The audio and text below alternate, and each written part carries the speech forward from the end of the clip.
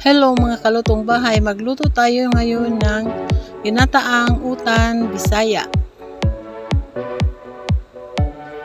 Unang painit tayo ng pangalawang gata. Ayan, pakuluin muna natin ito.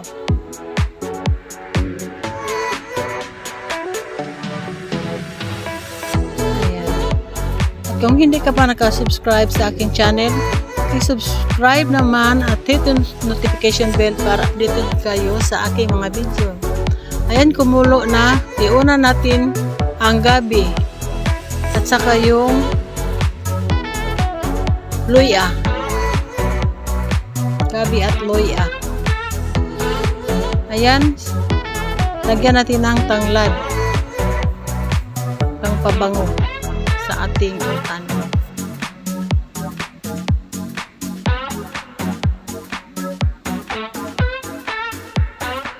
Ganyan lang.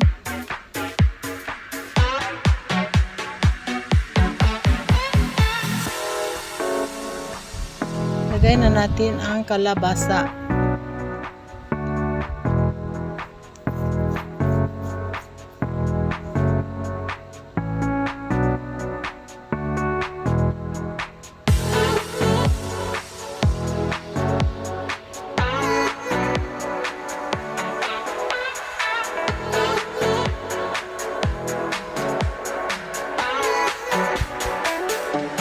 Lagyan na natin ang sitaw, talong, saka okra. Ayan.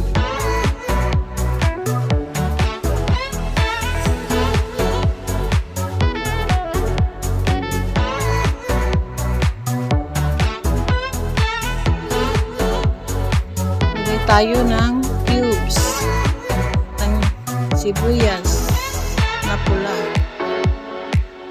yung bell pepper, depende sa inyo kung lagyan ninyo.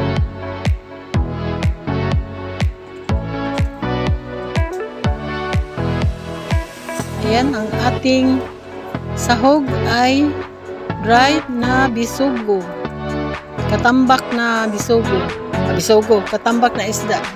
Sa Tagalog yan, bisugo. Sa Bisaya, katambak.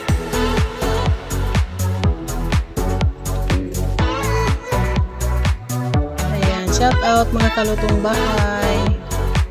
Utan tag Bisaya nga utan. Isa to gimingaw diha.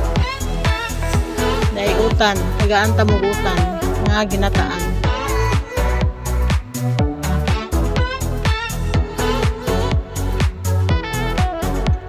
Shout out sa aking team, Stardom Pastilan.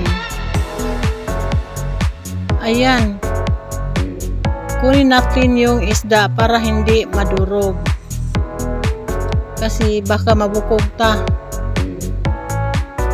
para hindi siya madurog, kasi may ilagay pa tayo dyan na iba pang sangkap, iba pang gulay. Mamaya ibalik natin yan. Kasi pag mag-overcook yung isda natin, yung ating dried fish, madurog yun. Yan, baka mabukog tayo.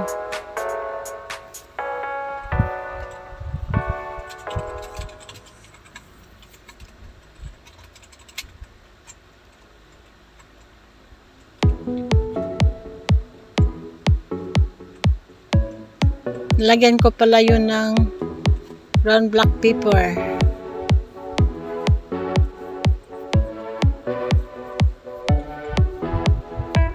Ito na ang ating kakang gata. Ayan. Napaka-creamy.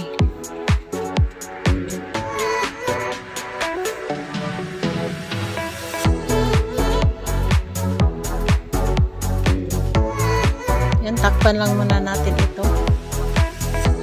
At ang ginamit ko pala ditong gata ay pure na gata, mga kalutong bahay ha, mga pure na gata talaga. Ayan, fresh na gata.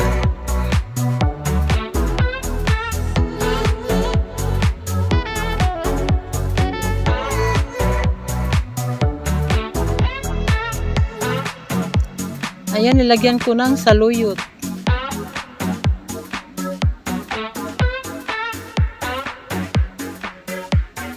Kunting saluyot kasi kunti lang ang meron ako.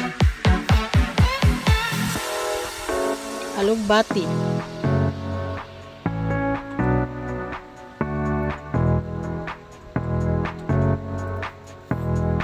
Malunggay. Maraming malunggay.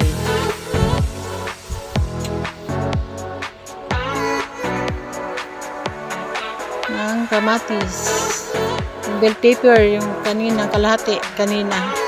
Ng sibuyas na may dahon. Yan, at yung mga ukay-ukay yung kadira.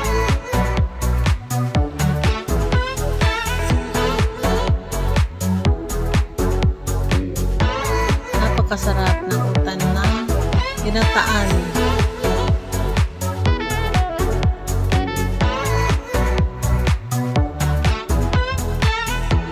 Takpan lang sandali.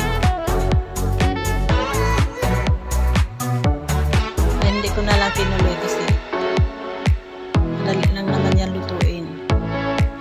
Dali na lang yan maluto.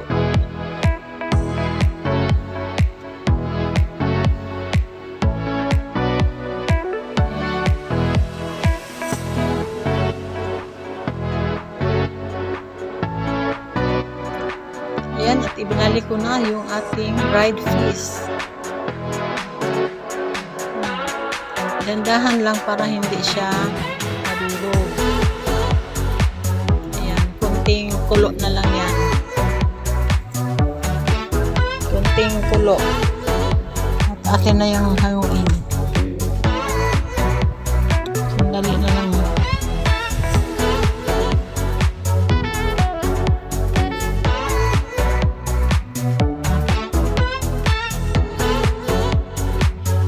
Ayan, silipin natin. Naglagay ako ng asin.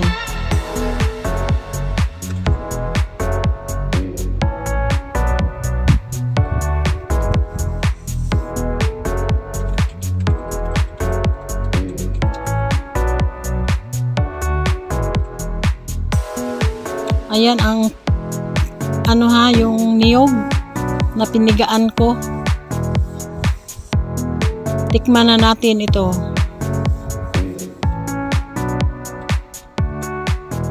Dinagdagan ko to ng asin kasi matabang pa.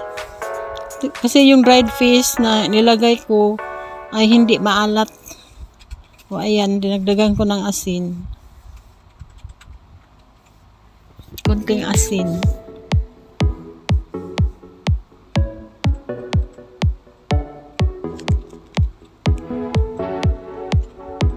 Takpan lang sandali. Ayan, nadala tuloy yung takip ng microwave ko.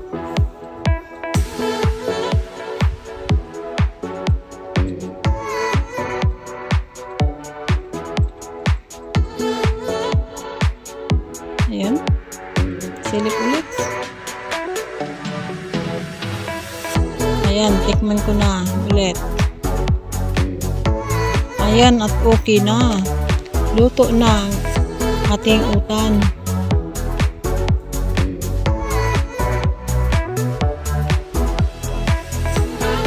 Sana nagustuhan ninyo ito ang ating ginataang utan Bisaya. Ayan, naglagay ako ng magic sarap.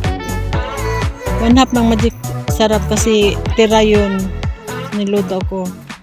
At ito na ang ating ginataan na utan Bisaya.